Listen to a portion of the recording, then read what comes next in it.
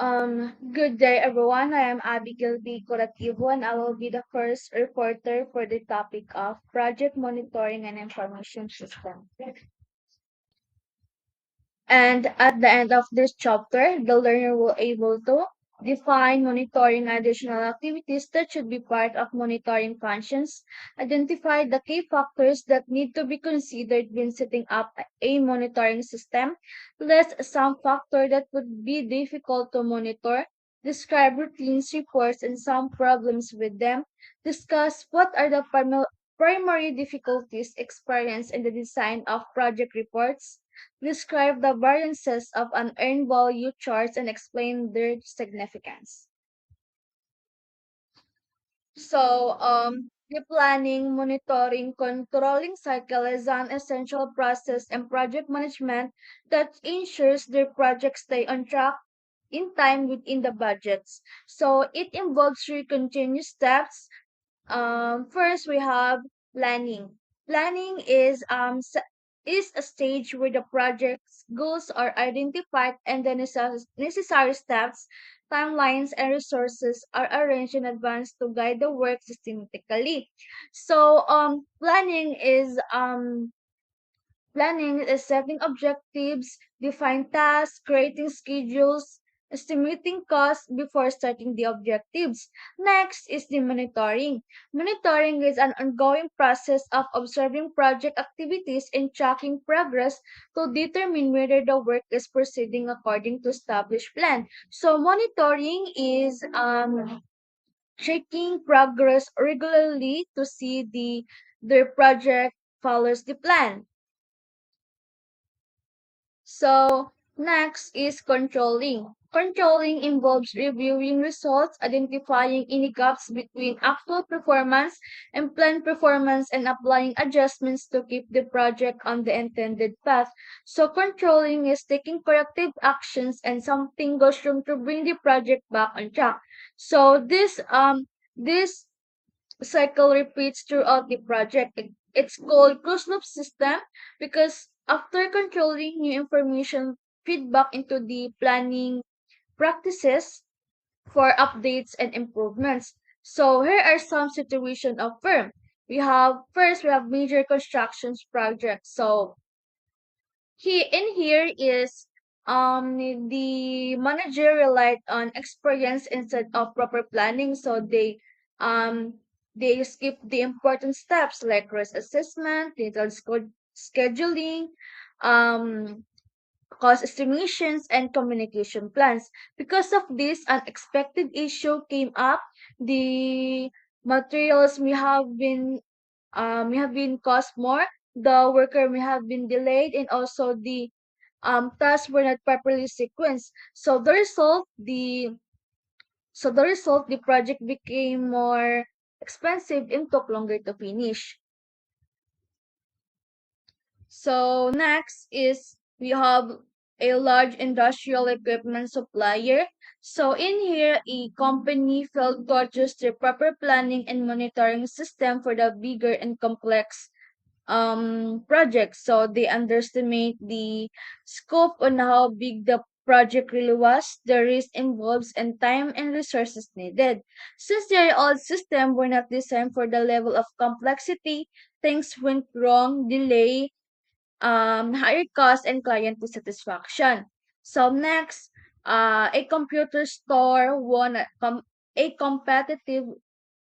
So in here, the store did not properly plan the installation timeline and test the software performance beforehand and allocate enough resources for troubleshooting. So this shows that lack of proper planning affects not only one project but also the company's reputations and opportunities. So next in figure 26 shows the information flow in the process of project authorizations and expenditure control. It divided into two parts. We have planning and scheduled. Second is reporting and monitoring. So during planning and scheduling, the responsible engineers prepare a rough draft for the project authorizations and control schedules, and for the administration's review types and prepare final copies which approved by the director and president. And after the approval, the project reports are initiated and final copies are distributed. Next, in reporting and monitoring phase, the progress is tracked using the weekly milestone reports and project status updates. Um these are posted to project control charts, and copies are distributed to the responsible manager and engineers. And for the management, review the reports and take actions when needed. So next, let's proceed to other topics. First is the design the monitoring system. So this help the project manager check if their project is on track in terms of performance, cost, and time. So the goal of the monitoring system is to make sure that um the project follows the plan. So, for example, checking construction progress weekly to help us spot the early problems and fix them right away. So, the key factor to monitor. So, in setting up monitoring system, we start by identifying the key factors we want to control, such as performance, cost, and time. However, we should also look at other indicators like labor hours, the number of scope, and also the customer satisfactions. Next is for example, a bakery must check how many cakes are made, um, how much how much money are spent, and also if the deliveries are on schedule. Next is the source of monitoring data. So the project action plan is the best source. It shows what is being done, when, and with what resources. So the project action plan is a foundation of our monitoring system. It describes the tasks, the schedules, and resources. Therefore, it tells us what data to collect, and if there is something important implant is not being monitored, then our control will be incomplete. For example, a building house. This help the plan helps the materials and workers arrive when scheduled. So, next is common monitoring mistake. So some managers think spending 50% of their budget means 50% of their work is being done. That's the mistake. We need to look at the actual results, not just spending. Next is setting criteria and standard. Performance standard guides project measurements but may change due to a new technology or client request. So in designing monitoring system, we must set the performance criteria and standard. It should be realistic and adaptable. For example, new technology improves their performance. So the standard may change. And additions, external factor like policy change and external and markets change may force us to adjust. So next is type of data to collect. So we must decide which data to collect. It can be accounting data, test results, or customers' feedback. The case to gather data that actually reflect the progress and improves and support better decision making. So next is monitoring policies. So monitoring policies are about when we check project progress, different timing strategies like no monitoring, random monitoring, interval monitoring, early monitoring, late monitoring. So studies shows that this method don't change the efforts needed by much. That checking more often near the end of the project is likely effective. So next is avoiding useful data. So don't collect data that really changes. Avoid collect everything policies. Focus only on actionable informations. So in monitoring system, not all data is useful. Some information does not change often or does not help you to make better decisions.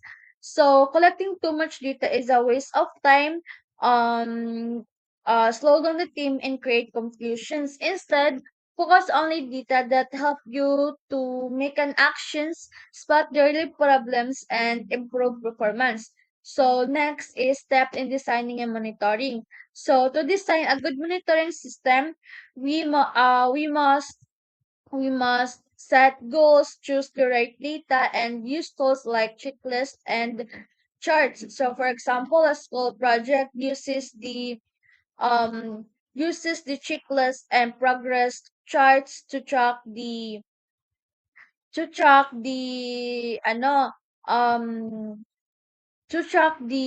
deadlines and expenses. So next is monitoring data. For example, here is website development. We can monitor weekly progress through reports and track costs using budget spreadsheets and measures performance through sites, speed and uptime statistic. So this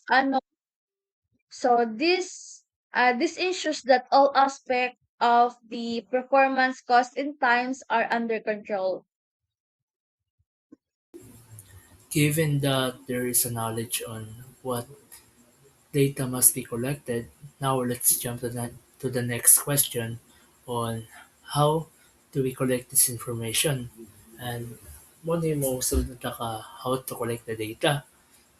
And there are four key factors na dapat itong i-determine para makolek itong data. First is is define what data to collect and timing. So project managers must specify the exact information, pieces, and collection moments to build an effective monitoring system, considering options like pre or post-event gathering for relevance. And next is K project manager question on cost, time, and data integrity. We must address the dilemmas such as synchronizing time cost collection, overcoming reporting fears tied to evaluation, handling cross-project time charges, using special forms, and ensuring data transfer quality. And third one is the challenges, especially human fear and data source bias. So there are individuals na gina-withhold nila ang data, to avoid the blame biskan pag mali gud ang data nga ilang na collect. And while bias or mischarge are mga distort makakuan siya ka ng maka-distort siya accuracy requiring nga ang accuracy ay gina-require siya sa strategic handling. So if wala ang accuracy, then mali po ang data nga makollect nimo. Then next is quality control essential for data accuracy. So procedure validate data from sources to system using consistent rules and intervals to prevent error in tracking project performance. Next slide is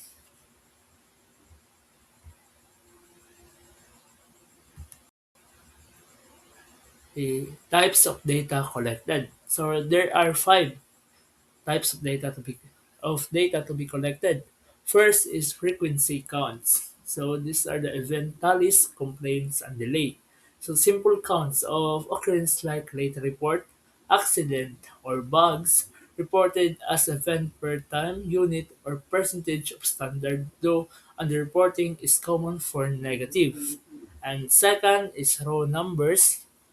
These include dates, costs, hours, and resources. So these are the quantifiable data compared to standard via variances. So these are the difference between ratios or time series plots demanding uniform collection, timing, and rules across sources. And next is subject ratings. These are the expert quality estimate. These are the numeric estimate or rankings of quanti- of qualities by knowledge parties, suitable for ordinal analysis but not heavy quantitative manipulation to preserve meaning. And fourth is indicators, indirect performance measure. So these are the proxies like change order, processing speed to gauge efficiency or communication, requiring strong direct link to actual performance for reliability. And last one is verbal measure. So these are the team morale and cooperation. So these are the descriptive characterization of soft factors like team spirit or client intersection, effect, effective if terms are limited and consistently understood. And next slide is reporting and analyzing data. So na-determine na nato ang mga factors na we need to determine to collect data and what are the data that we collected. And next naman, sa pag-collect sa data is reporting and analyzing the data. So natay ko andiri nga i-consider no. Four. First is generate status, time cost, variance report. So post-collection output including progress, summaries identifying causes, trends, comparables, and statistical distribution to aid interpretation. And second is identify causes, trends, update, chart frequently. So these are regular PERT, CPM grant, update, sustain, morale, flag problem early, and use time series for performance shift. And third is highlight significant variance using statistical tool. So monitor flag deviation via quality control stat to determine the significance and probable causes for controller action. And last one is controller investigate cost effective. So prioritize probes where fixed outweigh the analysis costs, potentially delegating to monitoring teams. And the last slide is ensuring data integrity and culture. So first is use audit to promote honesty and recognize bias. So internal audit enforce truthfulness. All data carrier report bias, correct only if materially impacting decision. Second is foster an environment encouraging truthful reporting. So protect bad news bearers, punish concealers, project lack routine baselines, highlighting reliance on team conduct. And third is protect those who report problems. So just like what I said, no, na protect the bad news bearer. These are the no mag-reward to transparency to ensure deviation get flagged, avoiding punishment that stifle cooperation. And last one is avoid blame culture to prevent low expectation. So ang blame it can lead to understated goal and low effect plan. Link reward to performance without demotivating risk taking. So that was the step and how you analyze the data to collect and analyze the data. That will be all. Thank you. Good day, everyone. I am China Cheska R. Parabakwa, so I'm going to discuss the information needs and the reporting process.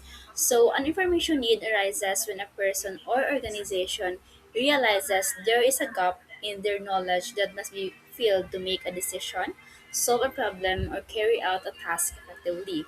While ang reporting process naman is the structured way an organization collects, analyzes, and presents relevant information to meet those information needs and ensuring that stakeholders receive accurate and useful insights for decision making. And there are nine benefits of detailed, timely reports delivered to the proper people. And first is mutual understanding of the goal of the project. So everyone has a clear and shared understanding of what the project goal really is. And reporting ensures that the objective is consistently understood by everyone so effort are not misdirected. And second is everyone is aware of the progress of other parallel activities like tasks being done simultaneously. And nag-help ni siya para ma-identify ang dependencies and coordination issues early and nag-prevent po ni siya sa mga obstacles or delays. And third is true real data from reports such as actual use of resources and time. Future planning and resource allocation become more realistic and they are no longer based purely on assumptions.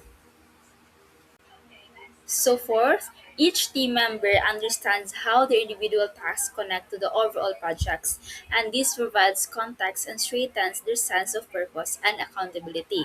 And fifth is reporting provides early warning signals such as budget or schedule variances before they turn into major crises. And this allows management to take the right actions at the right time. And sixth is when a change is approved in scope or schedule or etc., the reporting system must communicate it quickly. Fast communication of changes prevents wasted effort and confusion. And seven, if report if reports flag substandard quality or inappropriate work, management can take immediate corrective action, and this prevents small problems from escalating. Eighth, clear aggregated reports provide high visibility to top management, and this is important to gain their immediate attention and support when the project needs it, like for example, ang resources or strategic decisions nila. And lastly, 9, external communication maintain trust and manages client expectations. Reporting costs, milestones, and deliverables ensures that the client is always up to date and satisfied. Good day, everyone. My name is Michelle Calieja, and I am here to discuss the three types of report in project management.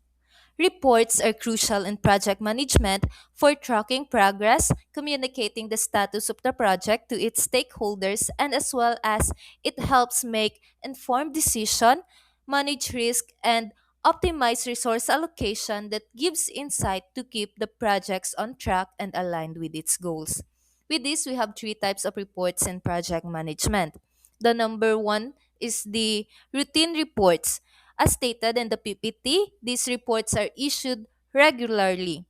Regular may be based on times such as example weekly or monthly reports, or it may be based on events or milestone like when a phase of a project is completed. Routine reports help track progress and keep stakeholders updated to ensure timely information. The second one is the exception reports. These reports highlight unexpected events or significant deviation from the plan. Exception reports supports decision making during unusual circumstances. Example na atay budget overrun or schedule delays. These reports are sent only to those who need to make or understand the relevant decisions. These exception reports have two cases. The first case is to support decision making. Ang example ani kay when something unusual happens in the project. For example, the project is 15% over the budget due to unexpected material cost. So exception report is prepared to inform the people who must make a decision. So with this, we need to send these reports sa project manager and finance manager so they can decide whether to increase the budget or find a cheaper supplier. The second case is to document a decision that's already been taken. Sometimes, a decision about an exception has already been made. So, in this case, the exception report lang is used to inform other managers and document the decision to avoid misunderstanding later on. Example na a delay has happened due to failure in delivery on time, so the project manager decides to switch suppliers and nag-issue siya exception report to inform and communicate to the other managers. The next and last type of reports in project management is the special analysis report. These reports communicate the results of special studies conducted to solve unique project issues or explore improvements, such as special analysis reports often covers technical or strategic topics and may be useful to other project managers or future projects, such as studying alternative materials, new processes, software capabilities, or regulation update. The example, study on switching to cloud-based project management software. With this, we investigate cost comparisons, software security evaluation, and expected productivity improvements kaya na-include ni siya sa atong special analysis report. Now let's move on to the project team meetings. Meeting of project teams are necessary and often helpful, and project review meetings can be either highly structured or deceptively casual, but they are always important. Meetings are essential, but often criticized for being too long or unproductive, thus wasting everyone's time. Many reports are actually delivered during face to face or virtual meetings, especially when senior management is involved. However, most meetings are internal team meetings or project team meetings, which used to solve day to day project problems. So, here are the rules that helps ensure that the meetings are productive. So here's a few simple rules that can remove most of the problems associated with project team meetings. Number one is using meetings only when necessary. Meetings should be for making decisions or gathering important input, not for show and tell or not for routine updates unless the senior management requires it. Number two, we should set fixed start and end times and have an agenda. Then we need to stick to both. Do not delay the meeting just for to cater the late arrivals. Number three is be prepared. All participants should complete their analysis or reading before the meeting. Number four is the chairperson should take minutes. The meeting leader must write the minutes and send it not a day later, as the record of the meeting becomes the official truth. Number five is avoid attributing comments by name. Do not record who said what in the minute, as it discourages open discussion. Number six is to avoid overly formal procedures. Meetings should be respectful but not rigid like a formal parliamentary session. And lastly is call special meetings only when necessary. Example, if a crisis or serious issues occur, organize a meeting specifically to address that problems. And that would be all for my report. Thank you. So, good day everyone. I'm Jermel Bilingkuban and my topic is all about common reporting problems. So, there are three difficulties in the design of project report. So, first is there is usually too much detail in both in the reports themselves and the input being consolidated in the work. So, unnecessary detailed or too frequent reporting usually results in the report not being read. And also, it prevents project team members from finding the information they needed, and it might need highly detailed information, often become careless from the preparation or the data and its validity being questioned. So second is a major problem for interference between the project information system and the parent firm's information system. So the data are rarely comparable, in which the interaction between the parent system management and the organization accountants is often strained.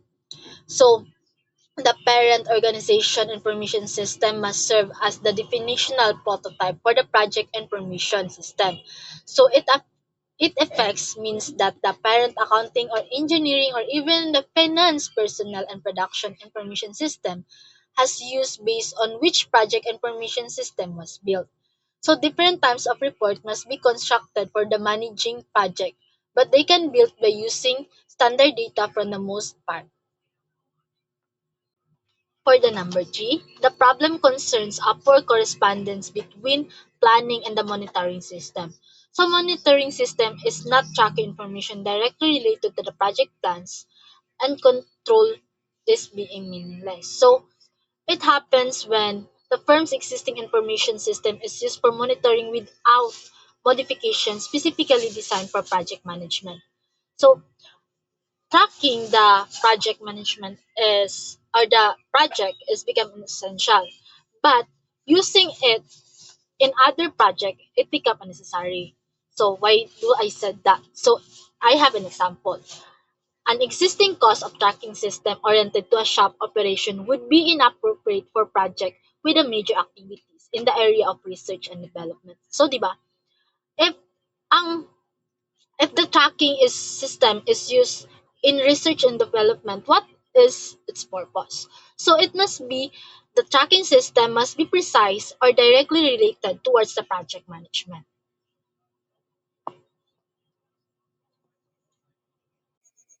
Good day, everyone.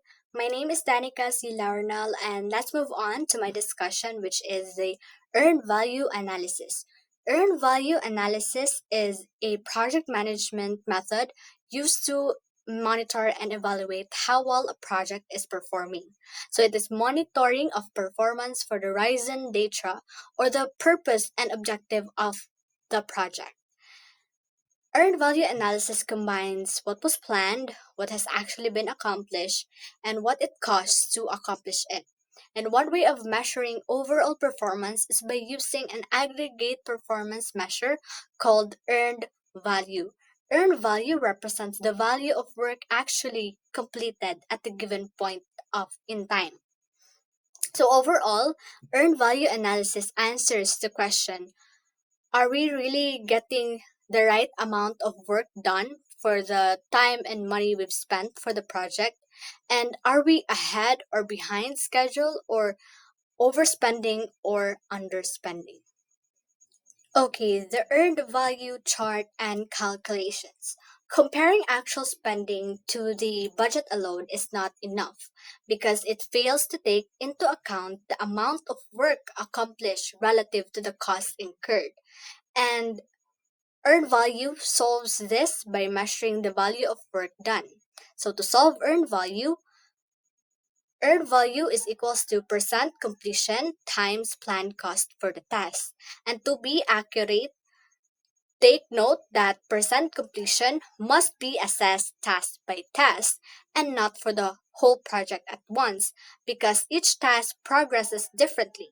Some tasks are done and some are not yet done. So by measuring each task separately, it gives us a more accurate picture of the project. To help estimate percent completion, project managers use several standard conventions. These rules provide a consistent and simple way to measure progress, especially if lisod i-determine ang percent completion, exact percent completion. So number one, the 50-50 estimate. This is the most popular rule. How it works is that 50% completion assumed when the task starts and the remaining 50% when the work is complete. And it is relatively fair and doesn't require much effort. Next is the 0 to 100% rule.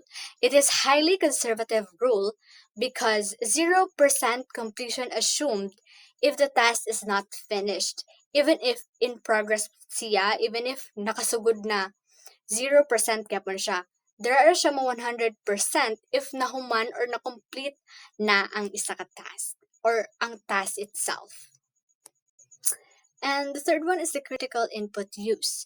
It is more accurate for skill-based tasks because it assigns progress according to the amount of a critical input, like skilled labor hours, use of a special machine, and specialized materials that has been used.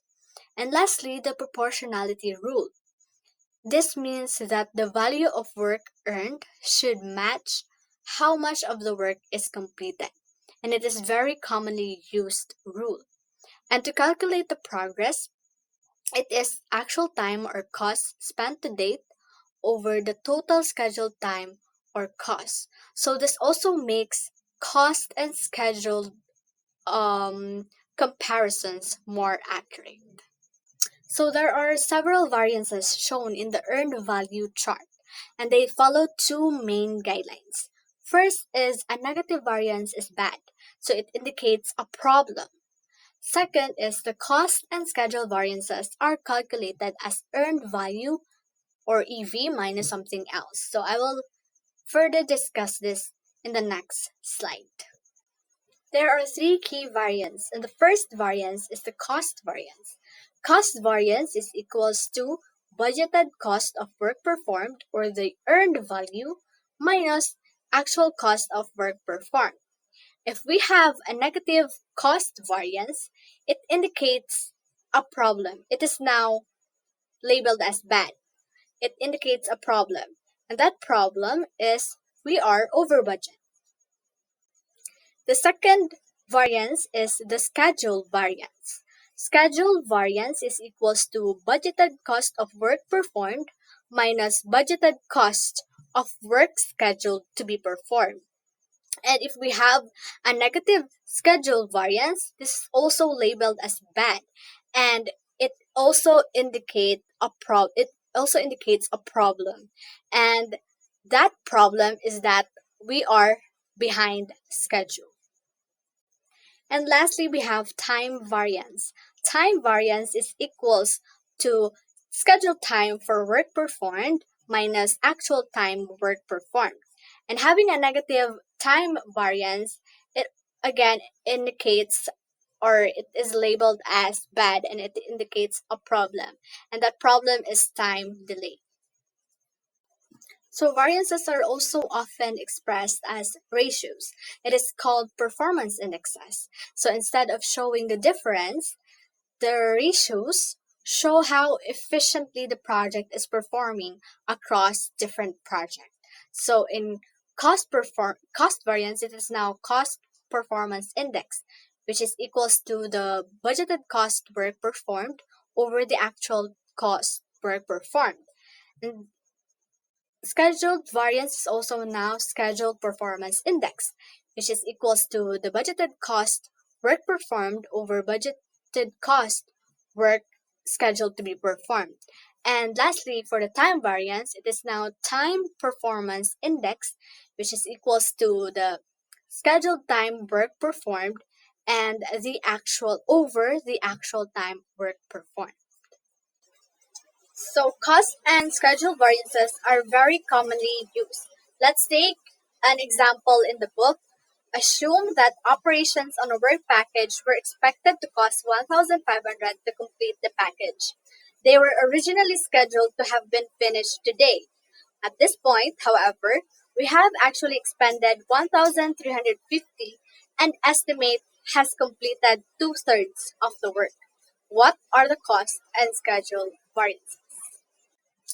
So let's first solve sa cost variance. So cost variance is equals to budgeted cost work performed minus actual cost work performed. And in the problem, it provides an estimate. So we also have to consider that. So it is now 1,500 times the estimate or the two-third minus 1,350 is equals to negative 350. Sa schedule variance naman, it is calculated as budgeted cost work performed minus budgeted cost work scheduled to be performed. So 1,500 times two-third minus 1,500 is equals to a negative 500. So this again in the previous slide or in my previous discussion, uh, in the primary guidelines, the first one is that a negative variance is bad. So it indicates a problem. And what problem is that? In cost variance, we are spending more than planned. And in scheduled variance, we are actually behind schedule. So to confirm this or to know how efficient we are, we also compute for its performance indexes. So in cost performance index is it is equals to budgeted cost work performed over actual cost work performed. So 1,500 times two-third over 1,350 is equals to 0.74. And in scheduled performance index, it is equals to budgeted cost work performed over budgeted cost work scheduled to be performed. So 1,500 times two-thirds over 1,500 is equals to 0.67. So an CPI less than 1, it confirms that we're spending more than the value of the work completed. And in SPI, or the Scheduled Performance Index, it shows that it is a negative 1. So this shows that we are progressing slower than planned. So let's also take a look of an example of earned value example. Today is day 7. So what we're looking at right now is the health of a small 5 activity project on day 7. So our original plan laid out in the PERT CPM diagram showed a project with a completion date of 10 days and a critical path of A, C, and E. Now what really happened by day 7 is that the activity A took 4 days instead of the planned 3 days. So ang impact ani now is that it pushed the start of its successor activities, which is B and CC, back by day 1. So activity A, ang actual cost or the cost na ato na incur kay activity A is 680, which is greater than the our budget, which is 600. So the difference now is that we have an initial overrun of 80 pesos kaysa sa dako ang atong actual kaysa sa ato ang budget. And for activity B naman, it is complete and it costs us 270 pesos, and which is compared sa atong budget na 300, nakasave ta og 30 pesos, which is under budget, which is small win kay since no natin overrun kaganiha nga 80 pesos, and now we're like taking it back sa sa kaninga specific activity. And next we have activity D, which is underway pa siya or in progress pa siya, and it is 25% complete. And the activity E naman hasn't started yet. So let's focus on activity C, which is nag-cause siya og biggest ripple and potential positive change sa ani nga project. So C started late tungod kay activity A nga instead of 3 days na siya dapat mahuman, 4 days nag-take siya 4 days to complete. So na late og um nag-late og sugod si activity C. So naa siya 5 days duration to complete. And naa na lang siya 3 days to finish the project kay since today is day 7. However, ang team ani nga project kay expedite ani nga project, like naglaan sila og naglaan sila og cost, naglaan sila og time ani, which takes them in those remaining 3 days, which is day 7 man karon, so day 8, day 9, day 10, which is 3 days na lang. So si activity C is already 80% complete na.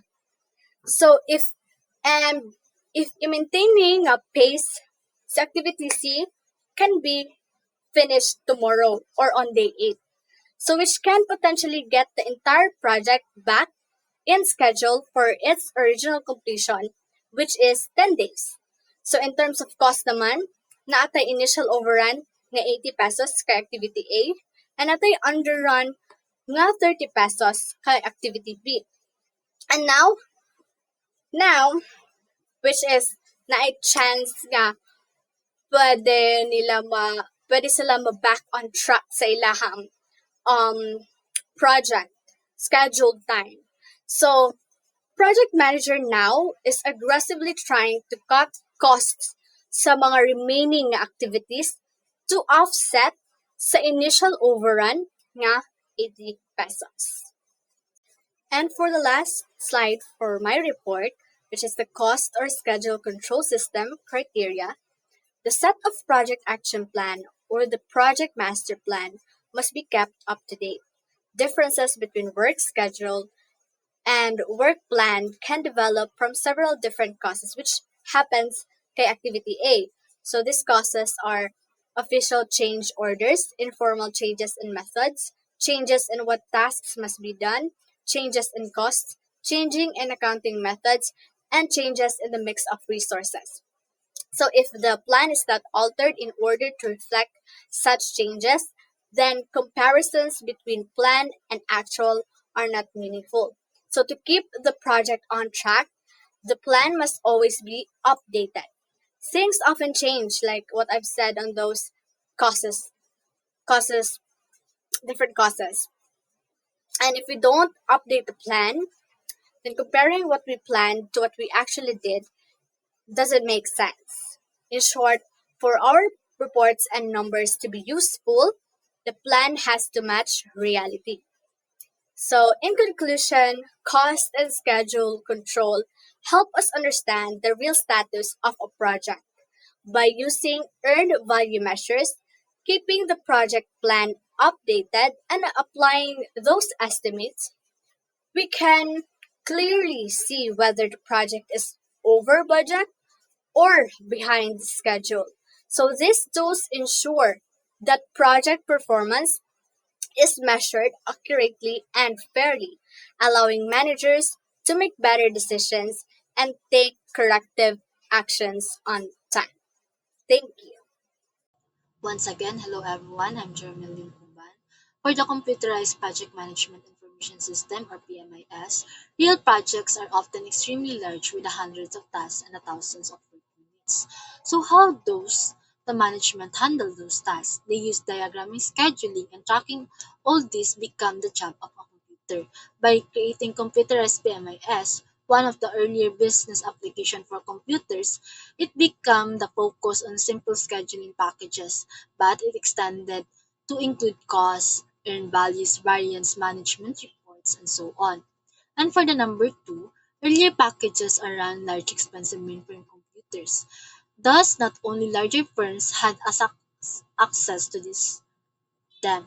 Still, it is use of these packages for managing projects on a day-to-day basis was not particularly successful. So why those is not it is not successful? Maybe because the inability of project managers to update the plans in a real time from computers typically being run in a batch rather than online mode. So the development of the proliferations of microcomputers and the corresponding availability of a wide variety of project management software, project managers at least use one PMS. So for the number three, new microcomputer-based PMIS are considered more sophisticated than earlier system, and the computer's graphics, colors, and the features more extensively. As what I've experienced before, we also use or the our teacher, our professor used to teach us QuickBooks in which from the customer's order, from creating the statement of accounts and other financial statements. So it became more size projects being limited only by the memory available the computer. So many will handle the multiple projects and link them together to detect the resource over allocated. So Microsoft projects become consolidated in which it can create 1,000 projects. So the PMI trends in 1990s is also known as Microsoft. It integrated the project management software with spreadsheets, databases, word processors, and communications graphics and other capabilities, Windows-based software packages.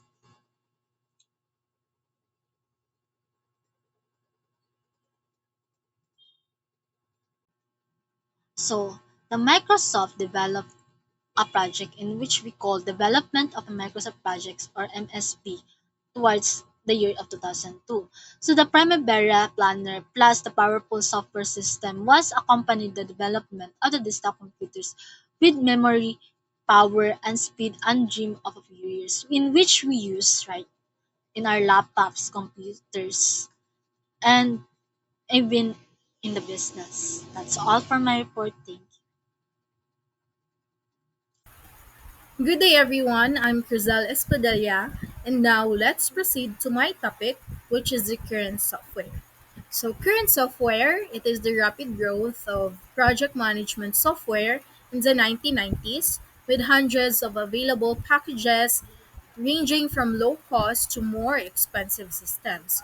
Most basic programs could not fully handle costs, schedule, and risk management, which led to the rise of add on software, specialized tools that expand project management capabilities. So, the early project management software was helpful but limited. So, many companies began using add ons to do what the basic software couldn't, like tracking resources, analyzing risk, and handling multiple projects at once. As the company grew, their projects became more complicated, requiring the software to connect all the project data in one place and to make decision much more accurate. These add-ons allow better data handling, simulations, resource tracking, and integration across multiple projects. So as the company grow and manage more complex projects, the need for unified databases and advanced tools such as Microsoft Project increases, along with additional features like repositories, consolidation, and time capture system. So this is why tools like Microsoft Project became popular, and they work well with many add-ons and offer stronger features for large or complex project needs. So next slide. On this one, it shows where when the system can very easily be misused or inappropriately applied, as can any tools. So the most common error of this type is managing the PMIS rather than the project itself. So here are some errors. We have six here, no? So the first one is the computer paralysis. So, excessive computer involvement with the computer activity replacing the project management loss of touch with the project and its realities. So, um, this happens when the project manager becomes too focused on using software or computer tools instead of actually managing the team, the task, or the real project issues. They rely on the computer for everything and lost awareness of what is happening underground. So, for example, a construction project manager spends hours adjusting Gantt charts and dashboards instead of visiting the site. As a result, they do not notice that workers lack materials and are delaying the project. Next one is we have the PMIS verification. So PMIS reports may mask real project problems, be massaged to look good, or simply verify that real problems exist, yet are not acted upon. So PMIS reports can sometimes hide real problems. Reports can be incorrect, outdated, manipulated to look good, or misunderstood. Managers trust the system blindly and do not verify the actual situation. So, for example, um, a report says that the project is 80% complete, but in reality, only 60% of the work is done. So, the remaining tasks are bigger and more complicated, but the system makes the project look ahead of schedule. So, the third one is the information overload. So, too many reports, too detailed, or the distribution of reports charts, tablets, data, and general information from the PMIS to too many people overwhelms managers and effectively hides problems.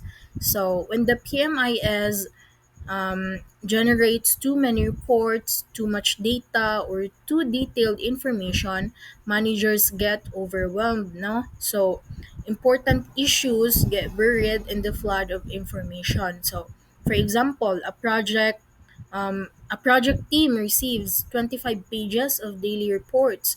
So managers skim through them quickly and miss a critical warning about the supplier delay.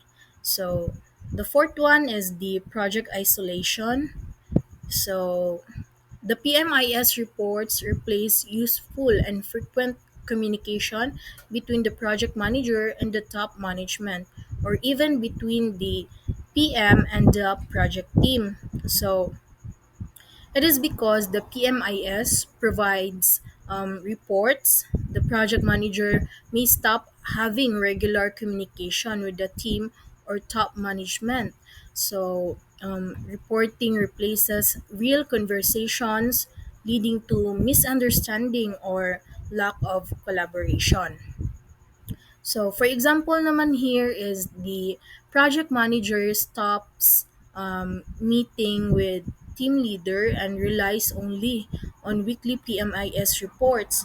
Team members feel disconnected and important issues like conflicts or equipment problems are not communicated early. Next is the computer dependence.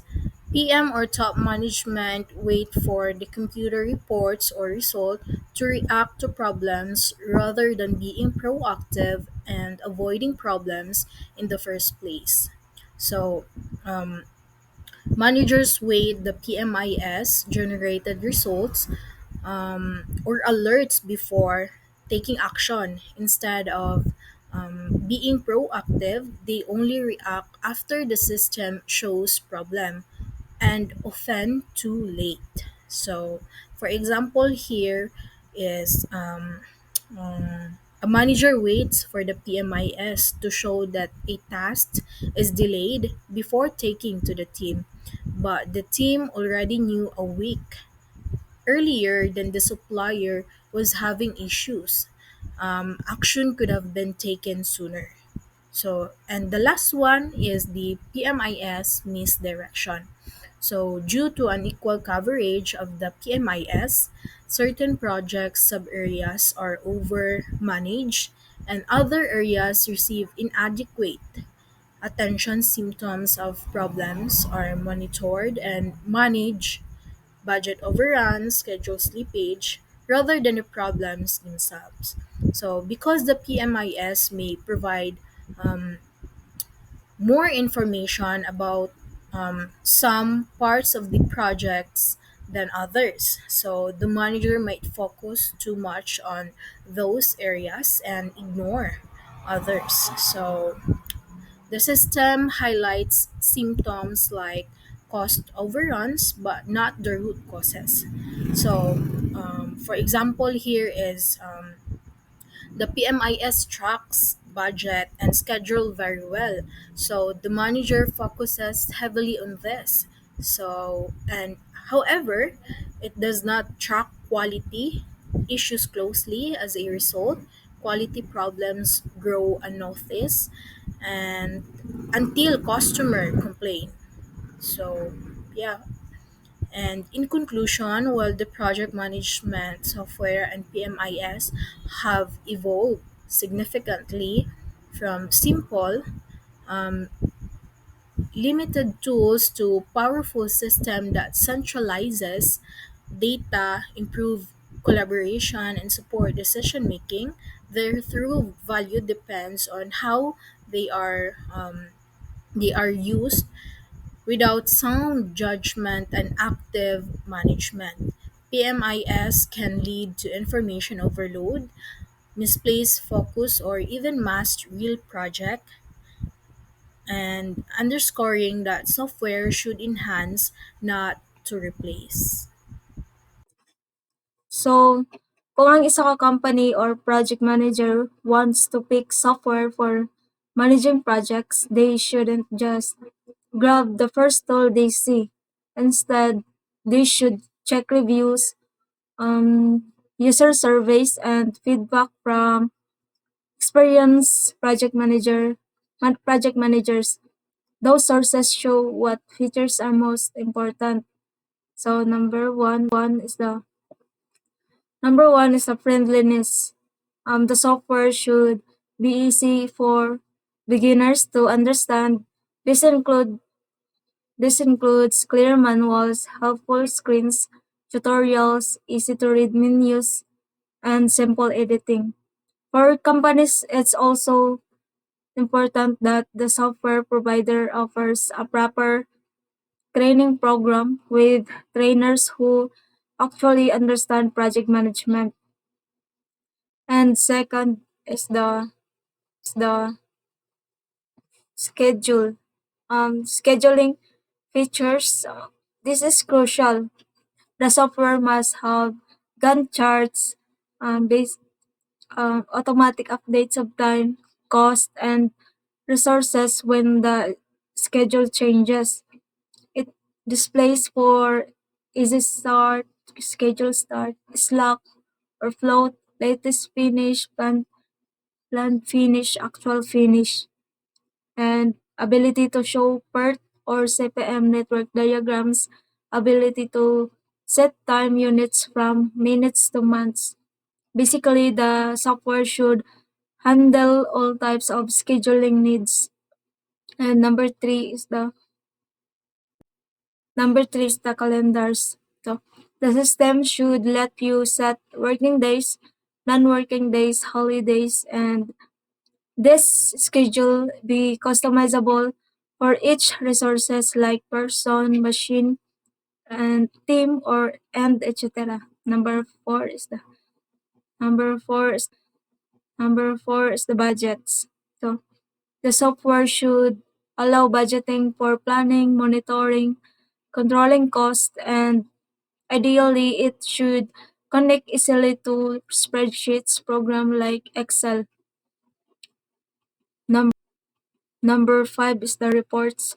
So a strong project management system should let you customize the style and layout the projects, exports export reports into word processors like Word. This helps in preparing professional documents. And number six is the graphics. So visual presentations of schedules is important. So the software must show interactions between tasks, display Gantt charts clearly, and show task dependencies. So number seven is charts. Useful charts include responsibility charts, meaning is who is responsible for what, and resource histograms, meaning how much resource is used over time. Number eight is the migration. The software should be able to import and export data to or from spreadsheets, um, word processors, databases, graphics programs, add-ons, internet and telecom systems.